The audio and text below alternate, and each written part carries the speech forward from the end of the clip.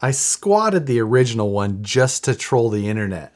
What are we going to do with their new version of this? This is the CEN KG1 edition of the Ford F450.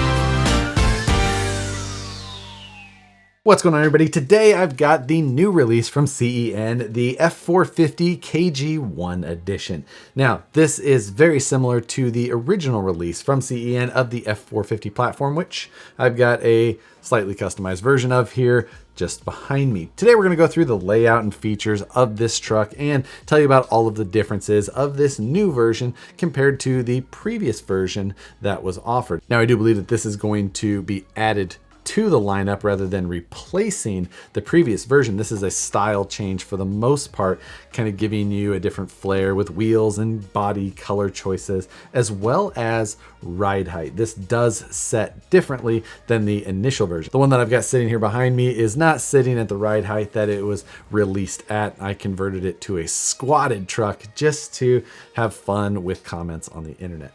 But the previous version had 80mm shocks on it that were a plastic body. This truck has 90mm aluminum body shocks that have a bronze color. That should raise this truck up around 1/2 inch. I don't obviously have an exact measurement that I can take from the previous version to this new one here. Now, obviously you can tell that this is being offered in at least one new color. I've got the red version here, and they're also releasing a silver version. Previously they had a blue and a gray. Now, the biggest draw to this truck is the overall style. With most RCs, the performance is kind of the sought after portion. How fast does it go? How high does it jump? What features does it have underneath? But with this one, you really are going for a style. This Ford F450 crew cab long bed dually truck with the very specific big wheel and tire look is something that really isn't offered with any other RC. This version does have KG1 licensed wheels on it. These are modeled after the forged Trident style wheel, and obviously you can see here in kind of a gold bronzish color. These wheels do have a 10 lug pattern on the front, which are functional. You can remove those screws and pull the wheel off of the hub that sits behind it. You can also pull the cap off and just remove the actual wheel nut like a regular RC. Much more convenient that way, of course. Now, beyond just the change to the face pattern and color of the wheel, the actual dimensions of the wheels are different as well. Previously, those wheels were 37mm wide. Now, the front wheels on this truck are 31mm wide, so a good amount narrower to give it a little bit more of a rounded profile to that tire sidewall. Makes it look a little bit better overall, I think, when comparing it to the American Force version, but overall, they didn't look bad before and they look pretty good now. The rears also a little bit narrower than previously. Again, the rears were 37mm wide on the American Force version. These 35mm, so only 2mm difference. The body on this truck is a licensed Ford F450, pretty much unchanged as far as the actual physical design of it. They have made a change to the front grille, going with a regular Ford grille pattern rather than the kind of aftermarket style that was used on the original one.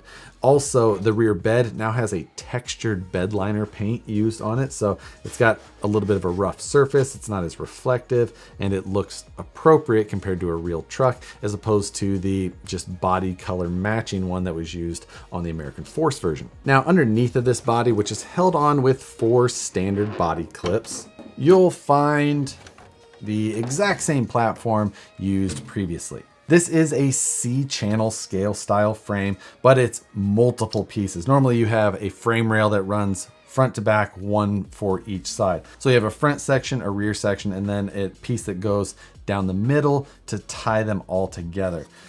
Not necessarily what I would consider the most rigid chassis. It's got a decent amount of flex. It is really long, but there is a reasonable amount of cross bracing to make it not so twisty. The chassis is probably responsible for a small amount of the suspension articulation even, but it's not excessive.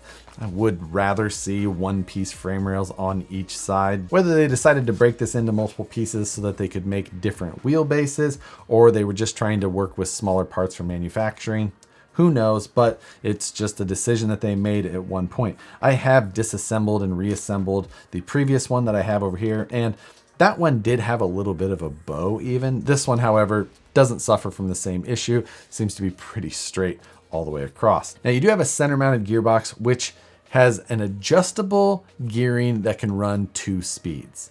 It is not a 2-speed transmission, but you can get in there and flip a gear around and get higher or lower gearing, depending on which way you set it up.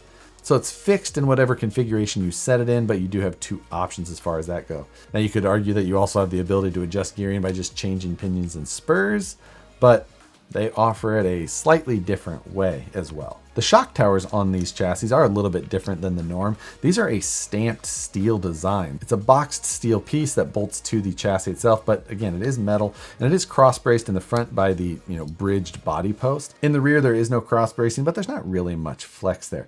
However, if you plan to use this truck as a tow rig, depending on how you have it set up, you could see more weight in the back, and a cross brace may be nice. At this point, it's just an all-around pretty simple and effective suspension for exactly as it comes out of the box.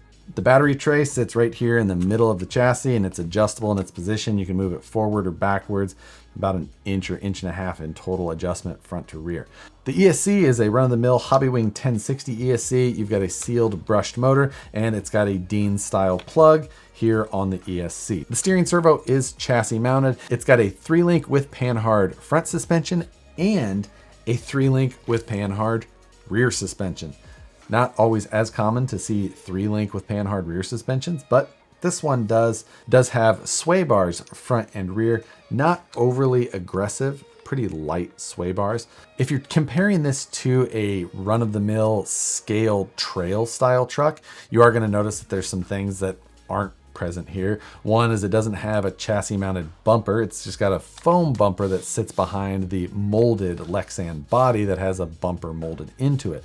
And the rear, you don't have anything back there at all. There's a molded in rear bumper, but there's no support here on the chassis at all. Speaking of the suspension, you will see that the suspension links are now a black anodized finish rather than the raw aluminum finish that we saw previously. The drive shafts are metal, but they are a dog bone style. So you've got drive cups that sit on the transmission at the axle, and on this one you actually see that you'll have a carrier bearing here. So the drive shaft runs from the transmission to a carrier, and then you have another drive shaft section that runs from that carrier to the rear axle. With the length of that rear drive shaft from this center mounted transmission all the way back here, it's just the most reasonable way to get that done and keep things nice and supported. Since this truck isn't really set up to have a crazy amount of suspension travel or anything like that, having a dog bone style drive shaft is a simple and effective way to get it done, keeping costs down and still being pretty strong. We did talk about the length of the shocks. These again are 90 millimeters now compared to 80 millimeters that were offered previously. You do see that it's got the aluminum body. These springs are red. They were silver on the American Force version. Not sure if that's a different rate spring or not, but at the very least, it's a different color. But dropping the body back onto the chassis. This is just not a normal RC vehicle. Most other RC vehicles that I have owned, the performance side and the features that packed into them have been what I have focused on and looked at. With this truck, I just don't think that that is their overall goal. They're trying to sell the look. They're trying to sell the custom truck look. These road going F450s with giant wheels and a little bit of a lift on them. And that's what they made here. This is not an RC vehicle that sits in an area of RC that I normally occupy. This is a 4-wheel drive platform, but out of the box, it is open differentials in both the front and rear. So if you're trying to do any like hardcore off-roading, you're gonna find issues. For one, the open differentials, you're going to end up spinning tires a lot, probably causing you to get stuck often.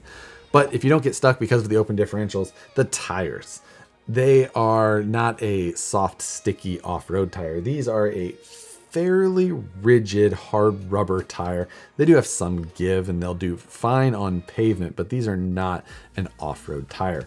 But this truck is not an off-road truck. There's no doubt that people will drive it off-road because it's an RC truck, but obviously that's not the look that this thing is trying to pull off. CEN had sent me the blue American Force version after the release of the truck, just said, try it out, see what you think. And they sent me a bunch of upgrade parts and I had a good time bolting them all on.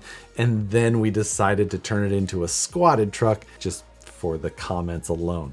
It was fun and funny for exactly that, the look. CEN has some cool accessory pieces like the long spiked lug nut sets. Then they also have a bunch of aluminum upgrades like sway bars and some internal axle pieces, some link mounts, as well as a rear trailer hitch setup, which I think that is an area where this truck may see more popularity, and that is turning it into some sort of tow vehicle. Now, I did install the trailer hitch setup on the blue one. To do that, it's a separate piece and it extends where the end of the chassis is to give you a hitch that lands in a reasonable spot. Because as I was alluding to, the end of the chassis is quite a ways from the end of the back of this truck. There's a significant distance gap there. So to have a trailer hitch that would land in any sort of appropriate position, you have to make some sort of modification. Overall, my personal feelings for this truck are a little mixed, as I am mainly off-road and rock crawling focused, and that is not what this is.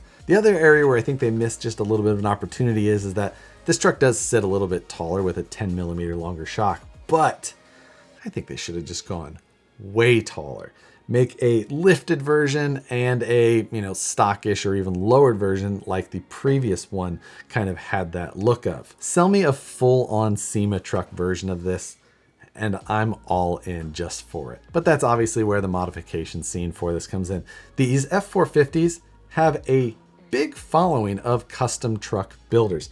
Tons of lowered, raised, adjustable ride height, servo actuated ride height type setups. It's a good base to customize from, and you can get just about any look that you desire from it. People have done it and they've done a good job. There are things that I of course would like to see. I would like to see clear windows rather than fully painted bodies with stickers for the windows. I think that would be a nice update. Some sort of molded side step or running board I think would be a good fit for these trucks as well. And I would like to see the rear of the chassis extend back towards the rear bumper in a factory form. But even with all of that said, if this is something you look at and you think you like and you think you want it, it's exactly what you think it is. You're getting exactly that. So buy it.